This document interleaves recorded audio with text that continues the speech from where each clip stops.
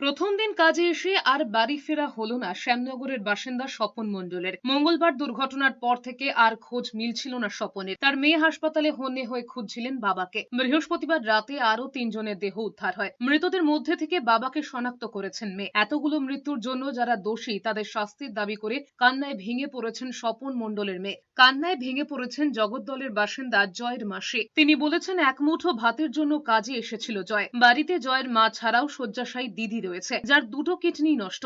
জয়ের মৃত্যুতে পাহাড় ভেঙে পড়েছে পরিবারের। তারাতলার গোডাউন বিপর্যয়ে মৃতের সংখ্যা বেড়ে হয়েছে ১৬।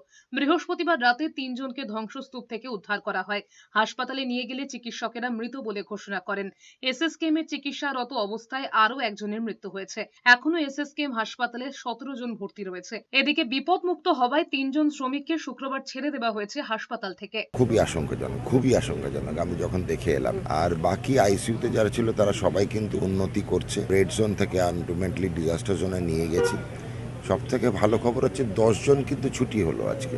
এটা বিরাট জিনিস যে আমরা 48 ঘন্টার মধ্যে যে 33 জন আমাদের কাছে এসে পৌঁছেছিলেন, তার মধ্যে যারা মৃত তাদের বাদ দিয়ে যারা জীবিত ছিলেন তার মধ্যে 10 জন 48 ঘন্টার মধ্যে আমরা বাড়ি পাঠাতে পেরেছি।